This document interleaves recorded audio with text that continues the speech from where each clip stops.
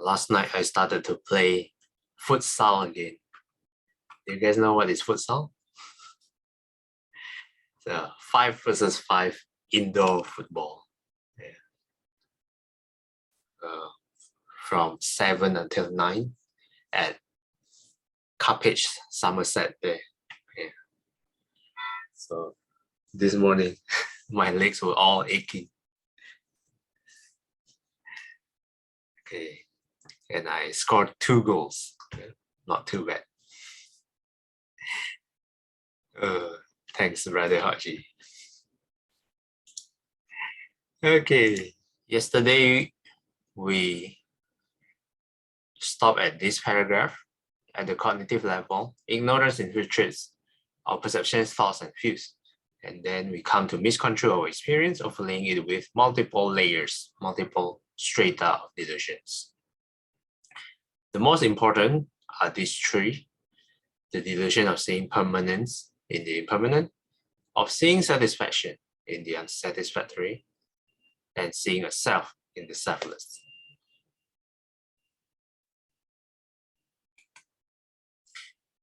Let's continue reading. This is a long paragraph. Whereas ignorance obscures the true nature of things, wisdom removes the veils of distortion,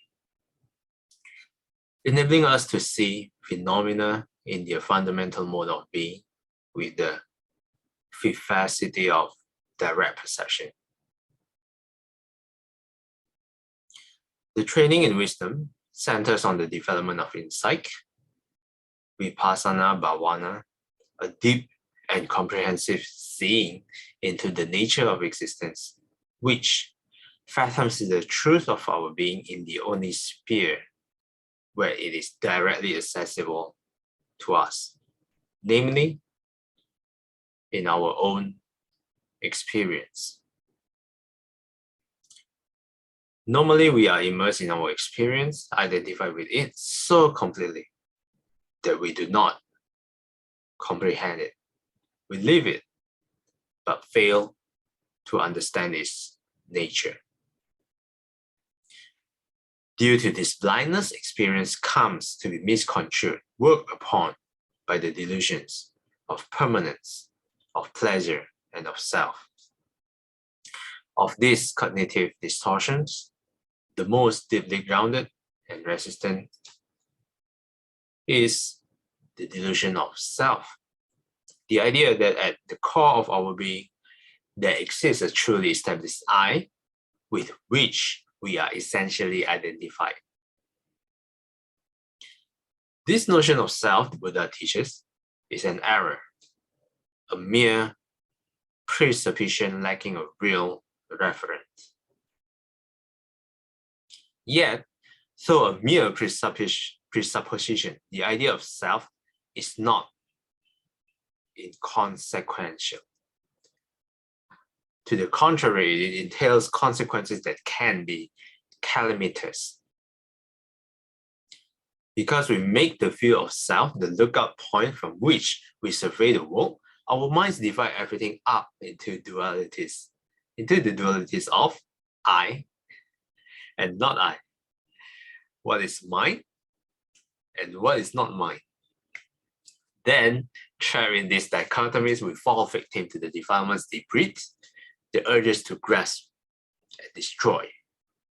Finally, to the suffering that inevitably follows. Okay.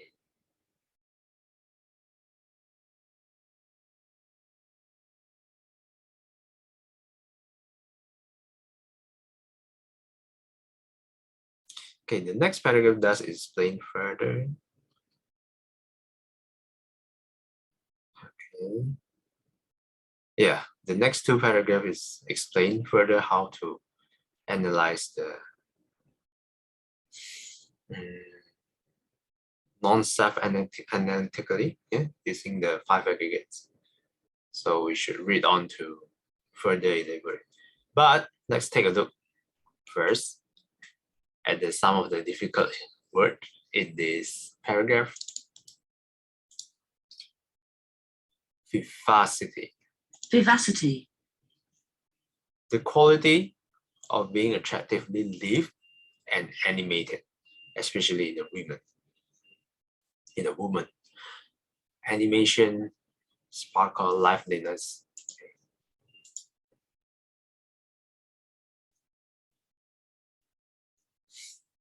Wisdom removes the veil of distortion, enabling us to see phenomena in their fundamental mode of being, with the liveliness of direct perception.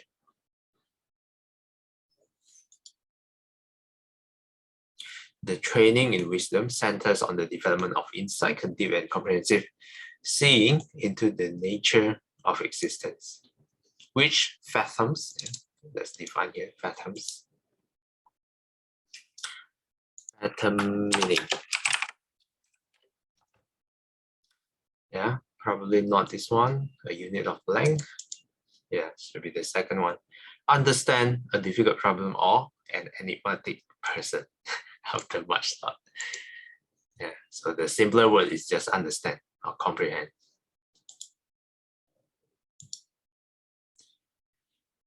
The development of insights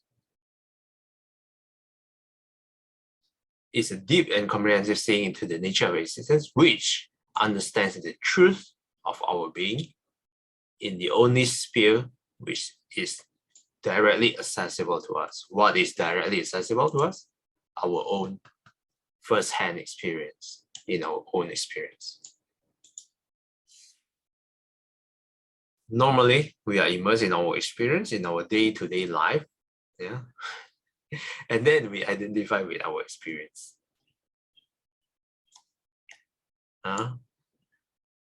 I take the bus, I take the train station.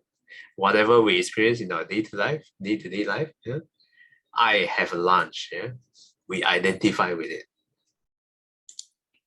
We live it day to day, but this sentence is pretty cool. We live it, but fail to understand its nature. We just get by day, but we did not take the time to contemplate what is really happening.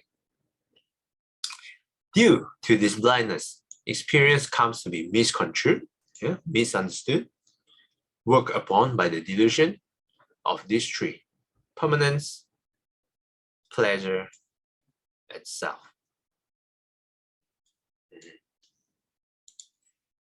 Sometimes you might ask, usually I have this question too. I raised this question to Shifu long time ago, probably two to 3 years ago. Yeah, I asked Shifu, Shifu, isn't it clear about impermanence? Don't we all know impermanence? It's like clear as day, everything is impermanent. Who doesn't know? Do you guys think so? Then I asked a follow-up question. Then Shifu, even if we know all of this, all of us know impermanence, so why are we not enlightened?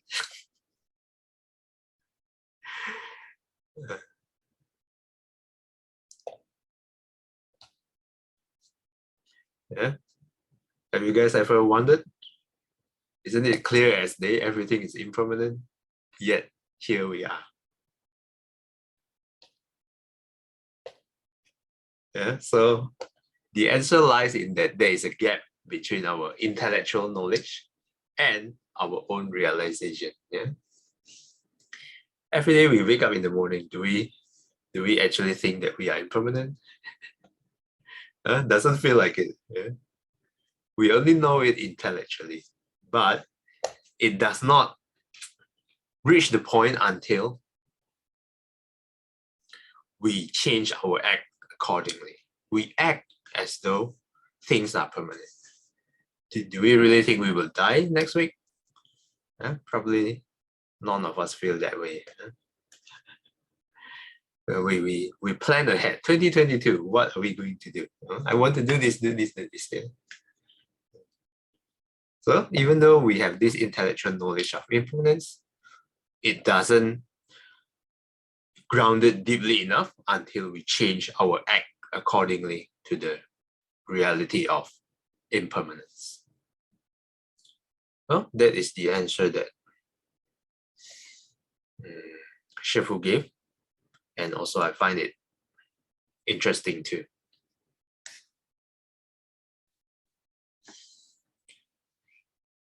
Okay, the three delusions: permanence, pleasure, and self. Yeah. So you should think day to day. Do we seek pleasure? For me, usually yes. Yeah. Even for food, which food that will give me the most pleasure? I walk around and around so I can find the so to speak, tasty food. Yeah, and of course the last one is self, which is explained in much greater details in this paragraph. And I think most of you have attended the Heart Sutra workshop, right? Yeah, probably just one or two of you. Shifu did a very quite thorough explanation of non-self, as well as giving exercise, yeah, about who you are. Who am I? Do you recall? The cloud. Put your name in the middle, circle it, yeah, and then try to draw it. Who you are. Sometimes you are a son, sometimes you're a daughter. Yeah, actually for girls, you are always a daughter. Yeah, for guys, you're always a son. Sometimes you are a kid, sometimes you are an adult, sometimes you are a friend. Yeah, sometimes you're a cousin, sometimes you're a nephew, and you assume a lot of roles in your life. But are all these roles really you? The Heart Sutra workshop. You can try it again if you want. The recording is available on YouTube. Yeah, but that is the Shifu's way and the Heart Sutra way.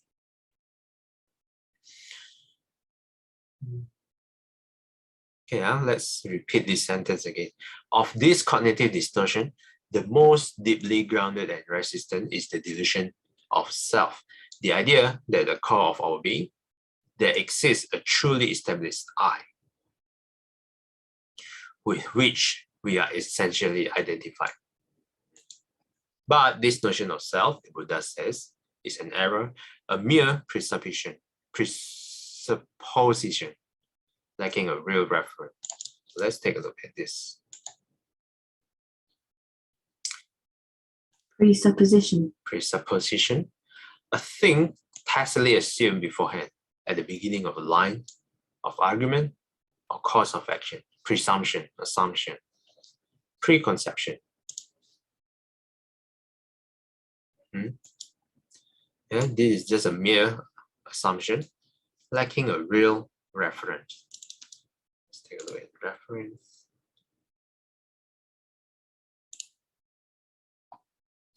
The thing in the world that a word or praise denotes or stand for. Okay, Wikipedia has another definition. A reference is a person or thing to which a name refers. Yeah, so lacking a real person, a real identity. Even though this is just a mere assumption, the idea of self is not inconsequential. In fact, this idea of self is what causes all the suffering that it entails. Yeah. To the contrary, it entails consequences that can be calamitous. Yeah. If I remember correctly, this would be the word for disastrous. Calamitous, involving calamity, catastrophic or disastrous. Yeah. Devastating, dire, tragic, fatal.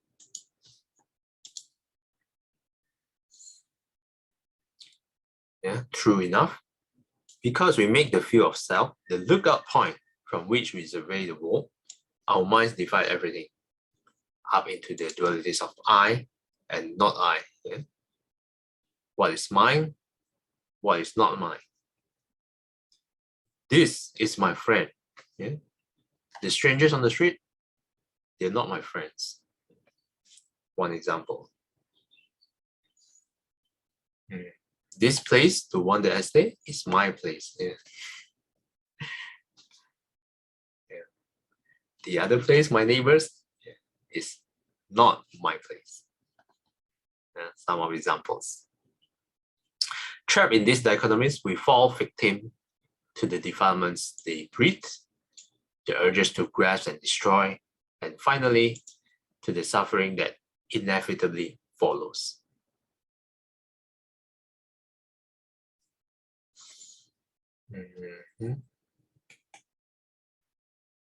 Okay, any question for this paragraph?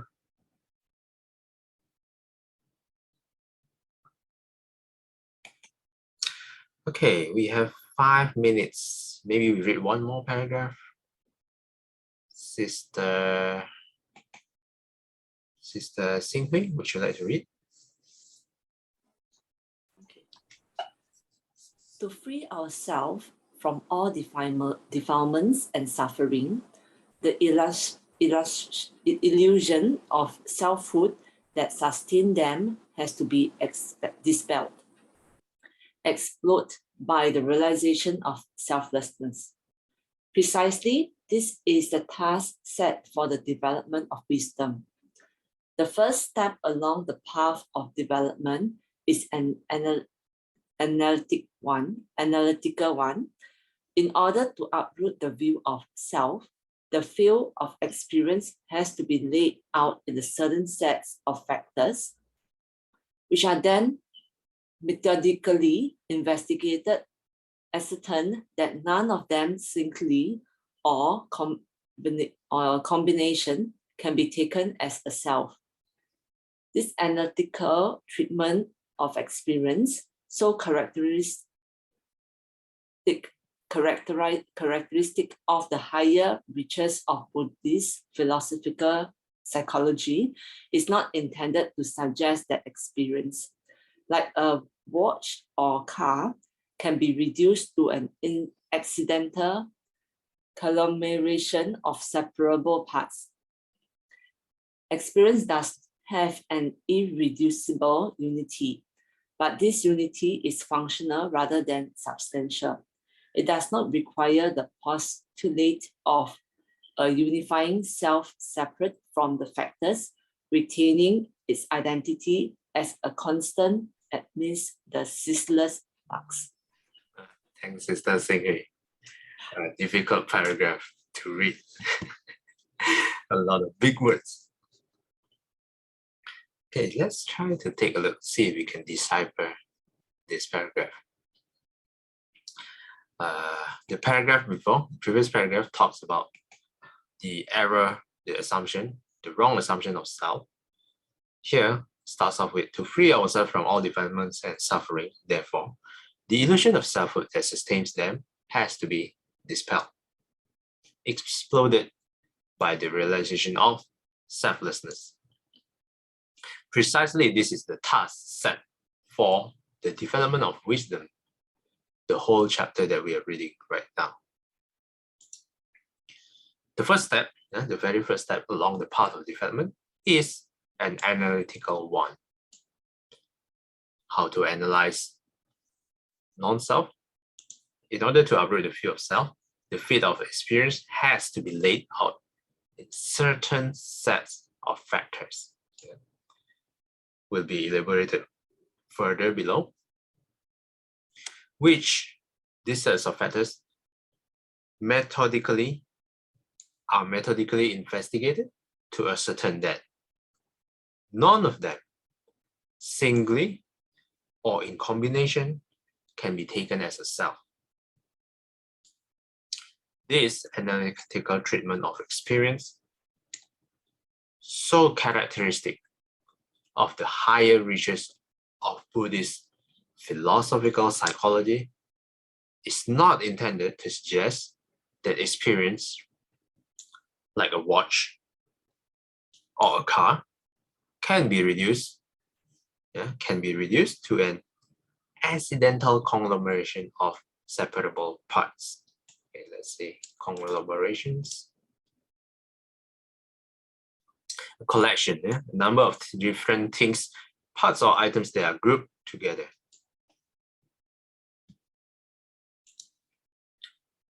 It's not to suggest that experience can be reduced to a group, a collection of separable parts. While it does have irreducible unity, this unity is functional rather than substantial. It does not require the postulate of a unifying self separate from the factors. Yeah, let's define postulate. Yeah, it does not suggest or assume the existence, fact, or truth of something as a basis for reasoning, discussion, or belief. It does not require the suggestion of a unifying self separate from the factors, retaining its identity as a constant amidst the ceaseless flux. This might seem cryptic for now, but as we read on the next paragraph, we might be able to understand better. Okay, any questions or comments?